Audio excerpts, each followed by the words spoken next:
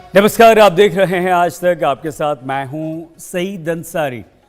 26 जनवरी को दिल्ली में किसान एक ट्रैक्टर परेड करेंगे या नहीं करेंगे, तो किस रूप में करेंगे, इन सब बातों का फैसला अब दिल्ली पुलिस को लेना होगा। क्योंकि सुप्रीम कोर्ट ने ट्रैक्टर परेड पर पाबंदी लगाने वाली याचिका पर सुनवाई तो की, लेकिन फैसला दिल्ली पुलिस पर छोड़ दिया है। सुप्रीम कोर्ट ने कहा है कि यह कानून व्यवस्था का मामला है और इस पर पुलिस को ही फैसला करना है। पुलिस ही इस पर कोई फैसला ले सकती है। पुलिस एक्ट के तहत सरकार और पुलिस को यह अधिकार है और अदालत को इनके बारे में बताने की जरूरत बिल्कुल नहीं है। अगली सुनवाई बुधवार को होगी, लेकिन कल सरकार और दिल्ली पुलिस के बीच एक और दौर की बैठक हो रही है और अब दिल्ली पुलिस को यह फैसला लेना है कि किसानों की जो प्रस्तावित 26 जनवरी को ट्रैक्टर परेड होने वाली है, जिसकी रिहर्सल लगातार चल रही है, जो 3 तस्वीरें हम आपको दिखा रहे हैं, उस पर फैसला अब दिल्ली पुलिस करेगी। दिल्ली पुलिस को यह फैसला करना है कि किसानों को ट्रैक्टर परेड करने का वो की इजाज़त देती है या नहीं, दिल्ली में ये ट्रैक्टर परेड प्रवेश कर पाएगी या नहीं। कानून व्यवस्था का ये मामला है। अदालत ने कहा है कि ये दिल्ली पुलिस का मामला है, पुलिस को देखना है, कानून और व्यवस्था पुलिस को सुलझानी है। सरकार अपने अधिकार को समझे, सरकार का भी मामला है। तो अब ये फैसला वहीं होगा। दखल देने पर सरकार को गलतफहमी हो सकती है, यानी कि अदालत ने दखल देने से साफ मना कर दिया है। कहा है कि यह कानून और व्यवस्था का मामला है, आप देखिए, करवाना है तो करवाइए, नहीं तो मना कर दीजिए, रोक दीजिए। किसान ये कह रहे हैं कि उनका इरादा गणतंत्र दिवस यानी कि 26 जनवरी पर बाधा डालना बिल्कुल नहीं है।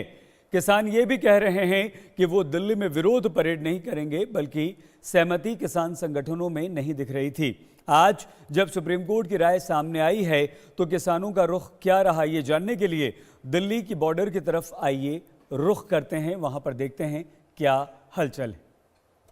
26 जनवरी को किसानों की योजना है कि ट्रैक्टर रैली निकाली जाएगी और ट्रैक्टर पर निकलेंगे तमाम किसान और इसी तरीके से होगा झंडा किसानों का और साथ ही साथ तिरंगा झंडा भी। लेकिन इस बीच सुप्रीम कोर्ट की टिप्पणी आई है कि पुलिस तय करे कि क्या होगा, कैसे ये ट्रैक्टर रैली निकाली जाएगी। तो आपको लगता है कि पुलिस जो है, पुलिस पर सुप्रीम कोर्ट ने छोड़ दिया है, तो क्या लगता है कि पुलिस मानेगी नहीं मानेगी? मानने की वे हमारे बच्चे हैं, वे हमारे पर हथियार चलाओगे तो देख लो, हमारे बच्चे मान नहीं। बच्चे अपने पुलिस के हिसाब से आपको लगता है कि पुलिस का जो रुक रहा है, आपको इतने दिनों से यहाँ रोक रखा है, तो आगे जाने देगी पुलिस? कोई नहीं रोक सकी, सब अपने बच्चे हैं, हम उनको अपने आप की डालेंगे, ना हम उनके साथ झगड़ा करें ना हमारे साथ। तो ये एक किसानों का जो रुख है कि किसानों के बेटे हैं, जो जवान और किसान का जो संबंध है, वो कहीं ना कहीं एक तरीके से आपस में बहुत सहृदय रहा है। क्या लगता है कि कैसे चलेगा ट्रैक्टर दिल्ली की सड़कों पर? कुर्ता काटियो, एकदम भगाओगे? कुर्ता भी काटियो, देखो आप लोगों की इतनी उम्र है, कभी ऐसी ट्रैक्टर रैली देखी है इस तरीके से सड़क पे दौड़ती हो तो दिल्ली की? तो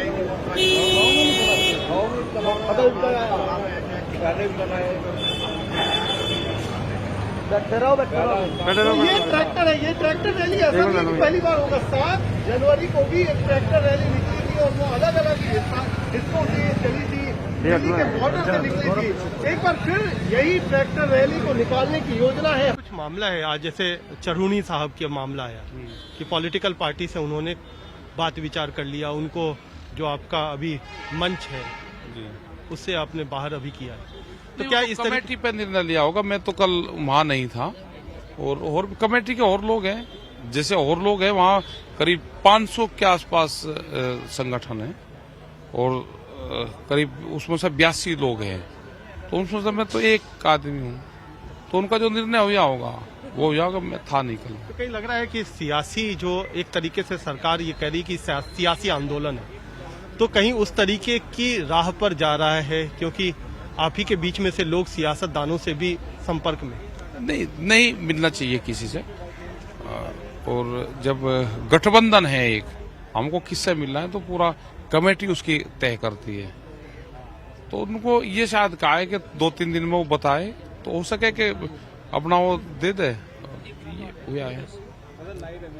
लेकिन क्या अब तो गणतंत्र दिवस का अपना प्रोग्राम चलता है? गणतंत्र दिवस कोई तारीख चेंज होती है? 26 तारीख है, 26 ही होगी। प्लान भी नहीं चेंज होगा? प्लान कोई चेंज होगा। जो लोग गांव में से आ गए उनको कॉल दे दी, पुलिस मना करेगी तो? अबे जहां रोकेगी रोक लेगी, वो तो गांव वाले देखेंगे। आप क्या कहते हैं? हम ये कह रहे कि जो एक रूट तय हो जाए, प्रशासन बैठ के बातचीत कर ले और एक रूट दे दे कि इस रूट से यहाँ से लोग आएंगे, यहाँ से यहाँ को चले जाएंगे, एक रास्ता दे दे उनको। तो सुप्रीम कोर्ट में याचिका लगाई गई थी कि किसानों की ट्रैक्टर परेड ना हो। कोर्ट ने रोक लगाने से मना कर दिया। कोर्ट ने कहा ये हमारा काम नहीं है, पुलिस देखे। इस पर आपकी प्रतिक्रिया क्या है? हाँ देखो, जो दिल्ली पुलिस ने जो याचिका पाई थी अपने सुप्रीम कोर्ट में ਵੀ ਜੋ ਇੱਥੇ ਬਹੁਤ ਜ਼ਿਆਦਾ ਬਦਅਮਨੀ ਹੋ ਸਕਦੀ ਆ, ਇਹ ਜਿਹੜਾ ਅੰਦੋਲਨ ਤੇ ਰੋਕ ਲਗਾਣੀ ਚਾਹੀਏ। ਆਪਣੇ ਪਰੇਡ ਤੇ ਜਿਹੜੀ ਆ ਕਿਸਾਨ ਪਰੇਡ ਆ ਜਾਂ ਕਿਸਾਨ ਰੋਸ ਮਾਰਚ ਉੱਤੇ ਲਗਾਣੀ ਚਾਹੀਏ। ਉਸ ਪਰ ਜੋ ਸੁਪਰੀਮ ਕੋਰਟ ਵੱਲੋਂ ਉਹ ਨਾ ਕਰਤੀ ਗਈ ਆ ਰੋਕ ਲਗਾਉਣ ਤੋਂ, ਇਹ ਕਿਸਾਨ ਸੰਘਰਸ਼ ਦੀ ਜਿੱਤ ਆ। ਕਿਉਂਕਿ ਸੁਪਰੀਮ ਕੋਰਟ ਪਹਿਲਾਂ ਹੀ ਕਹਿ ਚੁੱਕੀ ਆ ਕਿ ਕਿਸਾਨों को अपना आंदोलन चलाने का हक है, ये जमहूरी हक है। ਸੁਪਰੀਮ ਕੋਰਟ ਉਹਦੇ ਵਿੱਚ ਜਿਹੜਾ ਵਾ ਦਖਲ ਨਹੀਂ ਦੇਵੇਗੀ, ਉਹ ਪਹਿਲਾਂ ਹੀ ਕਹਿ ਚੁੱਕੀ ਆ। ਤੇ ਕੇਂਦਰ ਦੀ ਸਰਕਾਰ ਦੇ ਉੱਤੇ, ਦਿੱਲੀ ਪੁਲਿਸ ਦੇ ਉੱਤੇ ਬੜਾ ਸਵਾਲੀਆ ਨਿਸ਼ਾਨ ਆ ਵੀ ਉਹ ਜਾਣ ਬੁੱਝ ਕੇ ਜਿਹੜਾ ਕਿਸਾਨਾਂ ਦਾ ਸੰਘਰਸ਼ ਤਾਰਪੀੜੋ ਕਰਨਾ ਚਾਹੁੰਦੇ ਆ, ਇਸ ਤਰ੍ਹਾਂ ਦੀਆਂ ਕਾਰਵਾਈਆਂ ਕਰਨਾ ਚਾਹੁੰਦੇ ਆ। ਤੇ ਅਸੀਂ ਇਹ ਕਵਾਂਗੇ ਵੀ ਸਰਕਾਰ ਨੂੰ ਇਜਾਜ਼ਤ ਦੇਣੀ ਚਾਹੀਦੀ ਆ। ਬਿਲਕੁਲ ਸ਼ਾਂਤੀਪੂਰਨ ਮਾਰਚ ਹੋਊਗਾ, ਸਾਰਿਆਂ ਨੂੰ ਹੱਕ ਆ। ਕਿਉਂਕਿ ਜਿਹੜੇ ਕਿਸਾਨ ਆ ਉਹ भी एक देश के नागरिक हैं, उसको भी हक है, वो भी अपना गणराज मनावे। सुप्रीम कोर्ट किसान 26 जनवरी को ट्रैक्टर रैली बिल्कुल करेंगे, ये साफ तौर पर उन्होंने कह दिया है। लेकिन सुप्रीम कोर्ट कहता है कि ये फैसला दिल्ली पुलिस को करना है कि इजाजत देती है दिल्ली पुलिस या नहीं। मुश्किल की बात यहां पर यह है कि सरकार और किसान संगठनों के बीच अविश्वास की बर्फ कहीं से भी पिघलती हुई नहीं दिखाई दे रही। किसान कानून वापसी की मांग पर अड़े हुए हैं, सरकार कानून वापस लेने को बिल्कुल भी तैयार नहीं है। मतलब यह हुआ कि दोनों का रुख बिल्कुल साफ है। भाई अगर पुलिस को कहा है तो पुलिस को बात तो करनी पड़ेगी ना। पुलिस को हमने रिंग रोड को कहा है, वे अक्षरधाम तक वहां तक कह रहे थे। हमने कहा कि रिंग रोड पर को आएगा और लेकर निकल जाएगा ट्रैक्टर, अंदर नहीं हम जाएंगे। ये हमने जो जत्थेबंदी जो हमारे कोऑर्डिनेशन कमेटी है उसने तय कर लिया कि हम दिल्ली के अंदर नहीं अब जा रहे, हम जो रिंग रोड है उस पर को जाएंगे। बस से यही कहना चाहता हूं कि उस दिन गणतंत्रता दिवस है और देश का राष्ट्रीय पर्व है, और उस दिन हम सब मिलकर इस राष्ट्रीय पर्व को मनाएं, जिससे कि विश्व के अंदर ये मैसेज नहीं जाए जो आज पूरा देश है नरेंद्र मोदी जी की तरफ देख रहा है, वहीं भारत की ओर देख रहा है, और हम सपने देख रहे हैं भारत विश्व गुरु बने। उस दिशा के अंदर हम जा रहे हैं, और वहीं पर अगर देश के अंदर जिस तरह से यूनियन के नेता हैं वो अगर इस तरह का अगर काम करेंगे तो मैं सोचता हूं कि विश्व के अंदर अपनी भारत की जो छवि है उसमें कहीं न कहीं कमी महसूस होगी, मुझे ऐसा लगता है। किसान तो जो यहाँ पर आ रहा अपना सब कुछ दांव पर लगा कर आ रहा, अपनी प्रॉपर्टी, अपने कारोबार, अपने घर बार, उसको इन सब चीजों को गंवानी पड़ेगा तो भी आंदोलन खत्म नहीं होगा। ये इनको गलत फहमी है। तो क्या लगता है, फंसाने की कोशिश? फंसाने की कोशिश फंसा लो, एनआईए को भी देखेंगे कहाँ है उनका ऑफिस। आपने भी तो पेच फंसा रखा है, और बिना पेच फंसाओ सरकार कुछ हल निकाल देगी? अभी फंसी रही सरकार, फंसाओगे। और यूनियन के अंदर मैं देख रहा हूं कि समाधान की ओर बढ़ने के लिए जो कुछ यूनियन के अंदर नेता है वो चाहते हैं कि इसका समाधान हो, लेकिन उसके बावजूद भी जो ऐसे नेता कुछ हैं जो नहीं चाहते कि इसका समाधान हो। जिसमें अगर मैं तो यही कहना चाहता हूं, अगर इस समय इनकी जो यूनियन है उनमें से जो कम्युनिस्ट है वो कभी नहीं चाहेंगे कि इसका समस्या का समाधान निकले, और वो अगर इस कमेटी से बाहर निकल जाता है तो कल उसका फैसला हो जाएगा। अब दोनों पक्ष आपने सुन लिए और स्थिति यहां पर बिल्कुल साफ है, और जो स्थिति है दोनों पक्षों का जो अंदाज है उससे बात आगे बढ़ती हुई बिल्कुल भी नहीं दिख रही है। और ऐसे में कल एक और दौर की बैठक होनी है सरकार और किसानों के बीच। हमने कल की बैठक पर किसानों का मूड भांपने की, जानने की कोशिश की है। देखिए किसान क्या सोचते हैं। किसान आंदोलन आगे बढ़ रहा है, बातचीत भी मंगलवार को होनी है। बातचीत का क्या कुछ रहेगा एजेंडा, हम एक यहाँ पर गाजीपुर बॉर्डर पर इकट्ठा हैं और कई सारे किसान नेता हमारे साथ यहाँ पर हैं। बातचीत कल भी होनी है, क्या लगता है सरकार से क्या बातचीत होगी? सरकार से हम तो उम्मीद कर रहे हैं, उम्मीद पे कायम है कि सरकार जो है इन्हें वापिस लेगी, और उसी उम्मीद पे कायम है कि सरकार इतनी हठधर्मिता नहीं करेगी आशावान हैं। अब तो 26 जनवरी का भी मामला आ गया, क्या तो बातचीत में कुछ लगता है कि 26 जनवरी का दबाव पड़ेगा? 26 जनवरी का दबाव पड़ना नहीं चाहिए ना, हमें उम्मीद के दबाव कोई पड़ेगा? ये तो पर्व है, तो पर्व में क्या दबाव पड़ेगा? कोई दबाव नहीं पड़ने का। ये दबाव की राजनीति नहीं है। लेकिन यहाँ पर जो है युद्धवीर जी भी हैं और राकेश टिकैत भी हैं। ये बताइए कि कल बातचीत फिर से होनी है, जो आप लोग तो क्या कुछ कल होगा? कल होगा, बात करेंगे कल सरकार से। फिर किस माहौल में? माहौल तो ठीक ही रहता है, वहाँ पे लंगर भी होता है, अब अपना होता है सब। अच्छा ये बताइए क्या कि बातचीत का एजेंडा कहाँ तक पहुँचा? देखिए बेसिक कल सरकार, आपने देखा होगा कल कृषि मंत्री ने एक बयान दिया और उस बयान में उन बातों को दोहराया जो सरकार निरंतर पूर्व में बैठकों में कहती रही है। 19 तारीख को जब उनको पता है हम बैठक करने जा रहे हैं तो कोई भी माहौल को बिगाड़ने का प्रयास नहीं करता। जानबूझ के उन्होंने कल बयान देके माहौल को बिगाड़ने का प्रयास किया, तो उन्होंने खुद ही कर दिया कि 19 तारीख को क्या होगा, कुछ नहीं होगा, गतिरोध जैसा था वैसा बना रहेगा। कई सारे और नेता हैं कि यहाँ पर नहीं होगा। आपको क्या लगता है अगर बातचीत नहीं बढ़ रही है आगे तो कहाँ मामला कहाँ तक जाएगा, कहाँ तक इसके ले जाने का योजना है? देखो 54 डे हो गए हैं हमारे, पर डे की जो हमारे किसान की शहीदी हो रही है, तो शांतमय चल रहा है।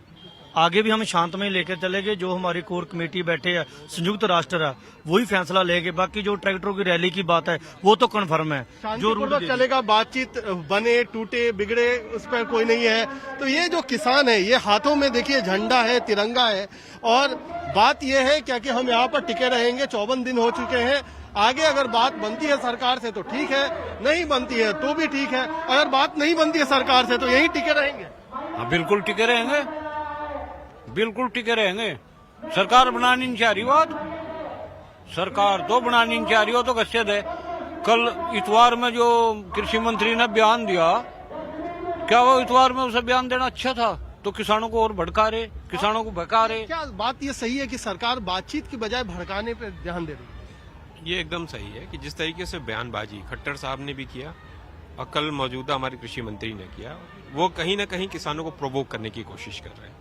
और हमारा आंदोलन शांतिपूर्ण तरीके से चल रहा है। बातचीत से पहले इस तरीके के बयान से एक माहौल क्या आपको लगता है सही बना? देखिए वो सकारात्मक माहौल में बातचीत करना चाहिए उन्हें, और हम आशा करते हैं कि सरकार को इस तरह की हल्की बातें नहीं करनी चाहिए। तो किसान सरकार दोनों अपने अपने रुख पर अड़े हुए हैं और ये मामला जस का तस है। आइए अब रुख करते हैं बिहार का। पूर्व केंद्रीय मंत्री शाहनवाज हुसैन को बिहार विधान परिषद में एंट्री मिलने जा रही है। उन्होंने आज एमएलसी चुनाव के लिए पर्चा दाखिल कर दिया है। शाहनवाज हुसैन के साथ वीआईपी पार्टी के मुकेश सहनी ने भी पर्चा भर दिया है। यानी कि विधान परिषद के लिए शाहनवाज हुसैन और मुकेश सहनी नामांकन जमा कर दिया है। इसके बाद बीजेपी नेता ने पीएम मोदी और जेपी नड्डा का धन्यवाद किया शाहनवाज हुसैन ने, और उन्होंने कहा कि नीतीश कुमार जब केंद्र में थे तो उनके साथ भी काम करने का मुझे मौका मिला। बीजेपी के बड़े नेता शहनवाज हुसैन की बिहार की राजनीति में एंट्री होने जा रही है। शहनवाज जी, आज आप एमएलसी के लिए नॉमिनेशन करने जा रहे हैं। पहले ये बताइए, केंद्र की राजनीति आपने इतने सालों तक की है, बिहार की राजनीति?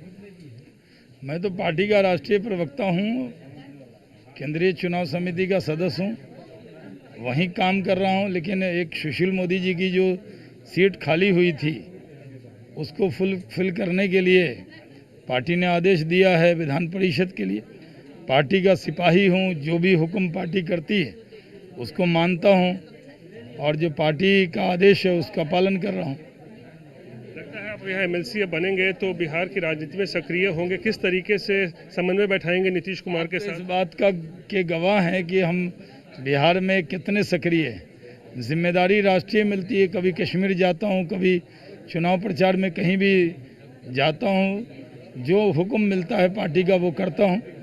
पार्टी में दायित्व होता है, कोई छोटा बड़ा दायित्व नहीं होता है।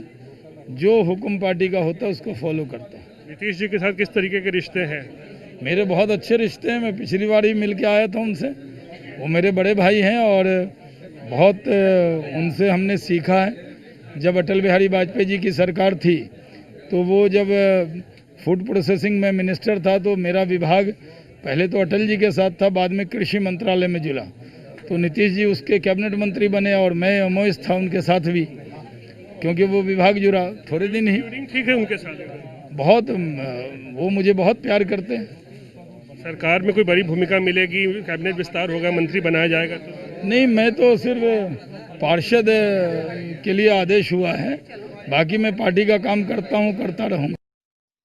आपने सुना शाहनवाज हुसैन को। वो कहते हैं कि मैं नीतीश कुमार के साथ पहले भी काम कर चुका हूं और एक बार फिर से अगर मुझे आदेश हुआ है आला कमान की तरफ से तो काम करूंगा। नीतीश कुमार क्या कहते हैं ये भी सुन लेते हैं।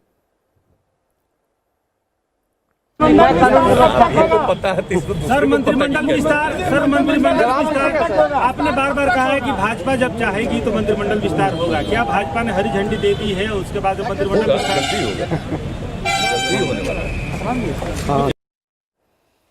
शाहनवाज हुसैन की विधान परिषद में एंट्री। 3 राज्यों में कैबिनेट विस्तार की सरगर्मियां हैं। बिहार के मुख्यमंत्री नीतीश कुमार ने कैबिनेट विस्तार की पुष्टि की है।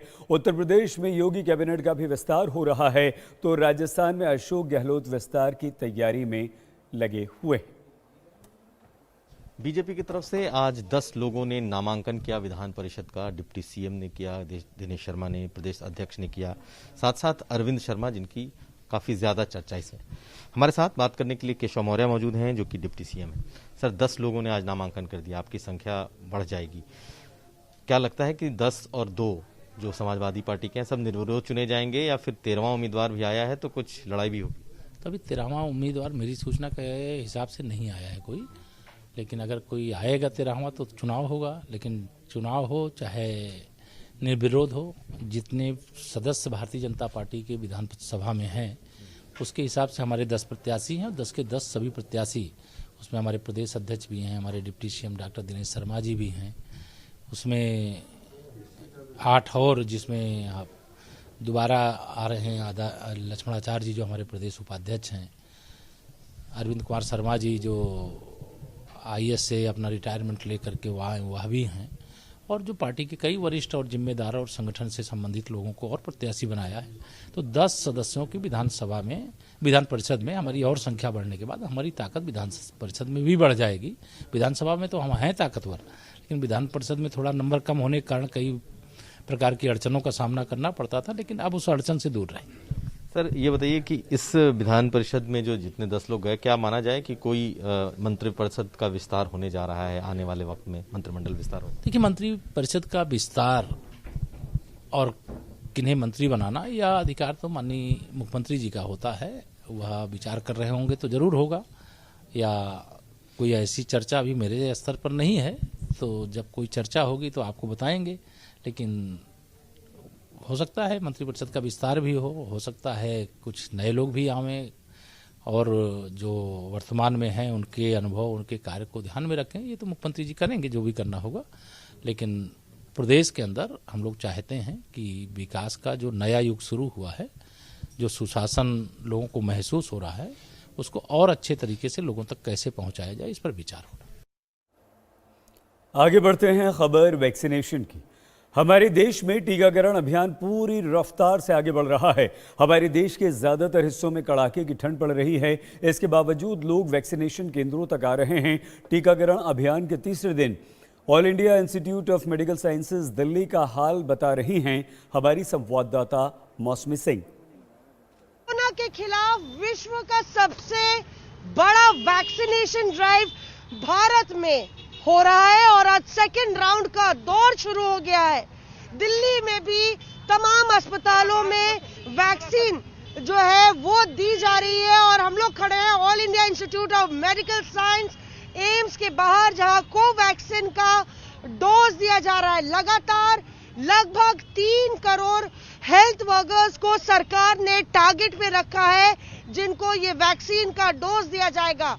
हालांकि एहतियात भी बढ़ती जा रही है, क्योंकि पहले दिन में तमाम इलाकों से साइड इफेक्ट्स की बात आई थी। देश की राजधानी दिल्ली में ही लगभग 50 से ज्यादा लोगों के सीरियस साइड इफेक्ट्स की बात सामने आई थी, जिसको लेके लगातार भ्रांतियां भी लगातार सरकार दूर करने की कोशिश कर रही है। पर एम्स वो जगह जहां पे देश भर से तमाम मरीज यहां पहुंचते हैं, यहां पे जो डॉक्टर्स हैं और फ्रंट लाइन वर्कर्स हैं, जो सिक्योरिटी गार्ड्स हैं, उनको ये डोज दी जा रही है। और लगभग पहले दौर में 2,24,000 लोगों को ये डोज दी गई है। आज दूसरे दौर में भी टारगेट रखा जा रहा है कि ज्यादा से ज्यादा लोगों को जो है वैक्सीन एडमिनिस्टर की जाए। एम्स के डायरेक्टर रणदीप गुलेरिया भी पहले ही दिन टीका लगवाने वाले लोगों में शामिल रहे। उनसे भी मौसमी ने बात की।